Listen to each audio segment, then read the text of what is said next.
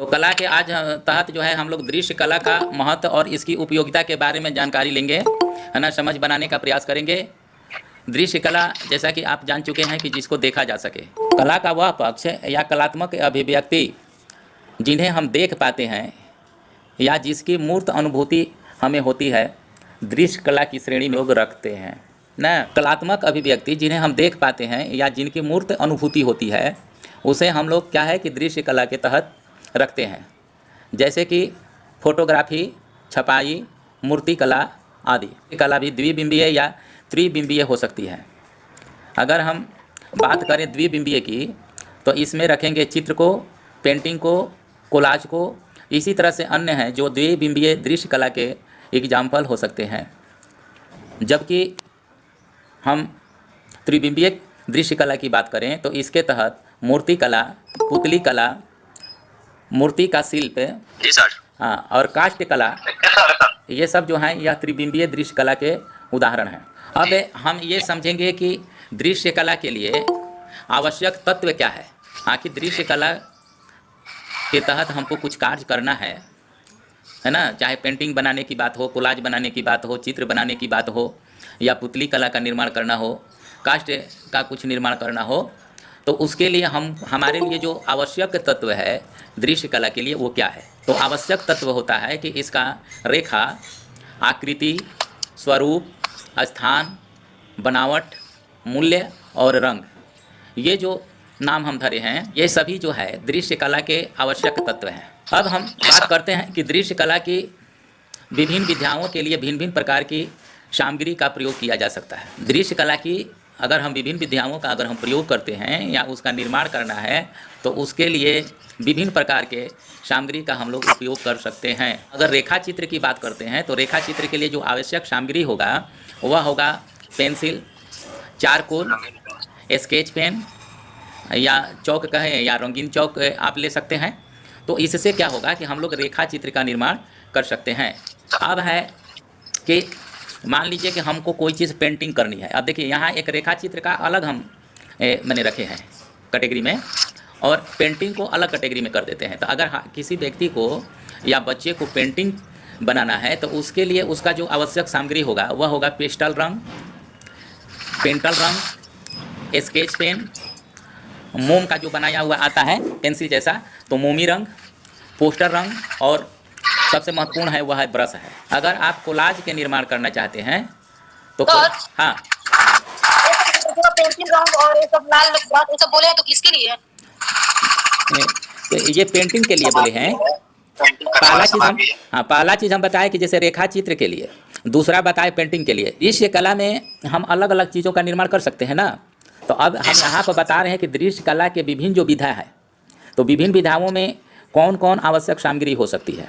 इसके तहत विभिन्न जो विधा है, तो जैसे उन विधाओं में हमने लिया कि रेखा चित्र, तो रेखा चित्र अगर निर्माण करना है तो उनके लिए किन किन चीज़ों की ज़रूरत है, जिसमें हमने बताया कि पेंसिल, चारकोल, स्केच पेन और रंगीन चौक। इसी तरह से जो दृश्य कला की एक विद्या है जो है वो है पेंटिंग है। तो पेंटिंग के लिए हमको अगर पेंटिंग करना है तो उसके लिए होगा पेस्टल रंग, पेंटल रंग, स्केच पेन, मोमबत्ती, पोस्टर रंग, और सबसे महत्वपूर्ण चीज़ है उसके साथ ही ब्रश है। ठीक है। अब इसी तरह से इन्हीं दृश्य कला की विधाओं में एक है जिसको हम कोलाज बोलते हैं। कोलाज जो होता है यह रंगीन पेपर से बनाया जाता है, ठीक है। और रंगीन पेपर के हम लोग एक फिगर बनाते हैं, उसको फिर कट कर लेते हैं, उसी के सेम जैसा फिर बनाते हैं, और उसको दोनों को फिर एक पेपर पर चिपका देते हैं। कपड़े से भी बनता है। तो यहाँ पर बता दें कि कोलाज जो दृश्य कला की एक विधा है, इसमें जो है कि रंगीन कागज, कपड़े की कतरन, ठीक है, दर्जी वर्जी से आदमी ले लेता है, और रद्दी सामग्री मैंने कबाड़ से जुगाड़ की जो सिस्टम होती है उसका भी हम उपयोग कर सकते हैं। गोंद होगा और फेविकोल होगा। मैंने कोई भी चीज़ को अगर हमको चिपकाना है तो चिपकाने के लिए चाहिए ना, तो उसमें महत्वपूर्ण चीज़ फिर हो जाता है गोंद हो जाता है या फेविकोल लेंगे। विधा है कि छपाई करना, तो छपाई के लिए जैसे सब्जी का टुकड़ा, चाकू, रंग, पोस्टर रंग, गोंद आदि। अगर कोई छपाई करना है, जैसे साड़ी वगैरह पर छपाई उपाई होता है ना बाहर में, हेलो, तो तो दृश्य कला के लिए यह छपाई भी एक विद्या है। हाँ, अभी होली आ रहा है तो बहुत से लोग हैं आलू का बीचे बीचे काट देता है, उसमें चोर लिख देता है, कुछ लिख देता है, नहीं, पीठ पर छापा मार देता है। ऐसा करता है ना, गाँवों में छोटे छोटे बच्चे खेलते हैं, करते हैं, होली में करेंगे तो वो है कि वो, हाँ, तो वो भी एक विद्या है। दृश्य कला का जो है, जो जिन विधाओं की हम बात करते हैं, तो उसमें वह भी एक है कि छपाई। तो अब क्या होगा कि बच्चे उस तरह के छपाई के बारे में जानेंगे तो धीरे धीरे बड़ा होंगे, उनको अगर कोई किसी तरह का उसी में इंटरेस्ट जग गया तो वे आने वाले समय में छपाई का काम करेंगे, प्रिंटिंग प्रेस खोलेंगे नहीं। तो वो सारी चीज़ों को एक पढ़ाई के तहत देखना है। अगर वो अपने से लिखते हैं तो उसमें वर्ड जो लिखेंगे वो छपेगा, तो उनसे हिंदी भाषा का भी ज्ञान हो रहा है। तो यहाँ छपाई के लिए जो है मुख्य रूप से है जो उसकी आवश्यक सामग्री है वह है सब्जी का टुकड़ा, चाकू, रंग, पोस्टर रंग और गोंद। ठीक है, ये कन्फर्म हुए। तो हमने बताया रेखा चित्र के बारे में, पेंटिंग के बारे में, कोलाज के बारे में और छपाई के बारे में। ये सारी जो है दृश्य कला की विधाएं हैं। अब आते हैं हम मूर्ति कला में।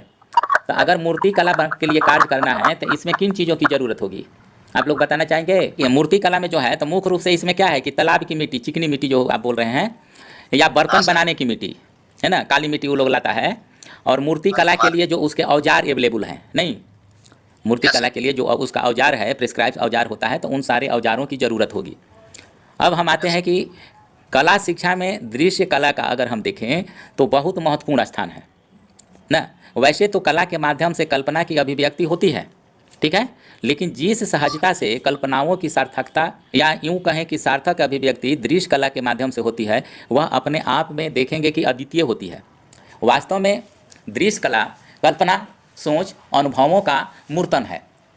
दृश्य कला में शिक्षार्थी के अशाब्दिक भावों का सहजता से अभिव्यक्त करने के लिए प्रोत्साहित करती है। दृश्य कला जो है, कोई भी अगर बच्चा है तो उनके पास अशाब्दिक भाव, जिसको कि वो वैसे भाव जिसको कि वो शब्द नहीं दे सकते हैं।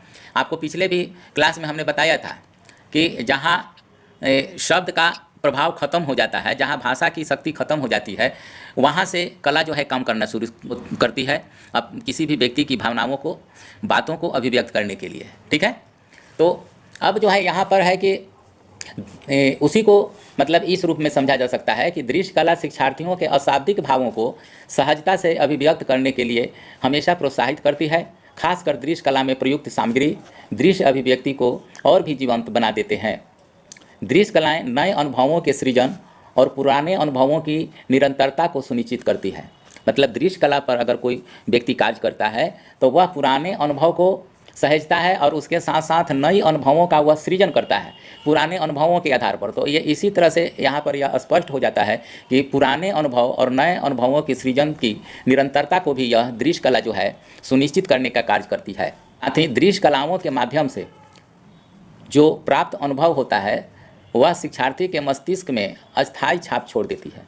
जैसे कि आप कहीं भी इस उम्र तक आप घूमने गए होंगे हिस्टोरिकल पैलेस या अदरवाइज, तो आप देखेंगे कि उसकी जो स्मृति है, याद है, वह आज भी उसी तरह से जीवंत आपके जेहन में होगा।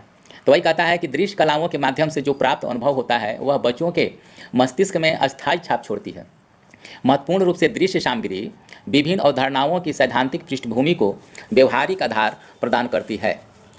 दृश्य कला लोक और क्षेत्रीय कलाओं के साथ साथ सांस्कृतिक निरंतरता को भी प्रोत्साहित करती है। दृश्य कला लोक कला और क्षेत्रीय कलाओं के साथ साथ जो कलाएं हैं, जैसे कि मान लीजिए कि आप दृश्य कला के तहत हम क्या है कि कोई डांस कर रहा है उसका भी हम कर लेते हैं, हालांकि वो है परफॉर्मिंग के तहत, लेकिन हम जब उसका मूर्त रूप देते हैं तो वो क्या बन जाता है, दृश्य कला बन जाता है। नहीं, पेंटिंग कर दिया तो वो किसके तहत आ गया, तो हम प्रदर्शन कला का भी मतलब कि दृश्य कला में कन्वर्ट कर करके उसको उस तरह से प्रदर्शित कर देते हैं। तो दृश्य कला लोक कला और क्षेत्रीय कलाओं के साथ साथ सांस्कृतिक निरंतरता, जो हमारी सांस्कृतिक विरासत है, उसमें भी वह एक कड़ी का काम करती है, जोड़ने का काम करती है, निरंतरता को भी प्रोत्साहित करने का कार्य करती है।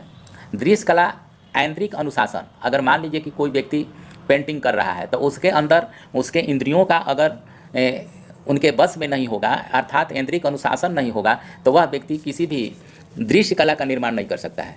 इसीलिए कहा गया है कि दृश्य कलाएँ ऐन्द्रिक अनुशासन और नियंत्रण को भी बच्चों में प्रोत्साहित करती है। दृश्य कला में आंतरिक भाव, सहजता और पूर्णता में आप देखेंगे कि यह अभिव्यक्त होते रहता है। मतलब कि उसमें बहुत सरलता होगी दृश्य कला में, जो आंतरिक भाव है उसको प्रदर्शित करने में दृश्य कला कामयाब होगी, और उसमें आपको सहजता से भाव तो परिलक्षित होंगे ही, साथ ही साथ उसमें आपको पूर्णता की भी अभिव्यक्ति होगी। ऐसा नहीं लगेगा कि इसमें कहीं कमी है। दृश्य कला की सबसे बड़ी अगर हम विशेषता की बात करें, महत्व की बात करें, तो इससे संबंधित कार्यों का संग्रहण और प्रदर्शन जो है आसानी से किया जा सकता है। नहीं, आप एक बार अगर इन कलाओं का निर्माण कर दिए तो उसको आप सहेज करके रख सकते हैं। प्रदर्शन कला में कोई डांस अगर कर रहा है तो उसको एक जगह से दूसरे जगह जाएगा तो पुनः उसी डांस को करना पड़ेगा, नहीं उसी गायन को करना पड़ेगा। लेकिन दृश्य कला में है कि एक बार आप उसको बना दिए तो उसका संग्रहण आसानी से हो सकता है, माने उसको स्टोर अच्छा से आप कर सकते हैं, ठीक है, और जब चाहे तब उसका प्रदर्शन कर लेंगे। लेकिन अब प्रदर्शन कला में क्या है कि कोई गायक है, कोई वादक है या कोई डांसर है, तो वो एक जगह प्रदर्शन कर रहा है, अब उसको कुछ दिनों के बाद, एक महीना के बाद जो है उसको प्रदर्शन करना होगा, तो उन कलाओं को स्टोर नहीं कर सकता। हालांकि आज फिल्म का ज़माना है तो उसको रिकॉर्डिंग हम कर सकते हैं और उसको सहेज के रख सकते हैं, लेकिन फिर भी प्रस्तुत अगर करना होगा तो उस कलाकार को पुनः उसी गायन को, उसी वादन को और उसी डांस को पुनः करना होगा। जबकि दृश्य कला में ऐसा नहीं है। इस कला में है कि एक बार आपने जो बनाया तो उसको आप आसानी से एक जगह स्टोर कर देंगे और जब जरूरत होगी उसका प्रदर्शन कर देंगे। वस्तुतः अगर हम देखें तो दृश्य कलाएं आसानी से से रहित और प्रदर्शित किया जा सकता है, अपितु भविष्य में भी उनका प्रयोग सहजता से किया जा सकता है, और इसलिए दृश्य कला की महत्ता और अधिक बढ़ जाती है। दृश्य कला के अंतर्गत किए गए कार्य भविष्य के कार्य के लिए दृष्टि प्रदान करते हैं और आधार बनाते हैं। मतलब दृश्य कला के तहत अगर हम अंतर्गत कोई कार्य करते हैं तो वह भविष्य के लिए हमारा वह कार्य भी तैयार हो जाता है और आगे कैसे किया जा सकता है और उसमें कैसे अच्छाई लाई जा सकती है, पुनः पूर्व के पेंटिंग को देख करके, पूर्व की जो हमारी कलाकृति है उसको देख करके उसमें नया क्या किया जा सकता है, इस तरह से वह दृष्टि भी प्रदान कर सकती है। और नई जो हमारी सोच है, कल्पना है, जिसका कि हम निर्माण करना चाहते हैं, उसका यह एक बेस बनाने का कार्य करता है, आधार बनाने का भी कार्य करता है। तो इस तरह से हम ये दृश्य कला के महत्व और इसकी उपयोगिता के बारे में समझ बनाएं।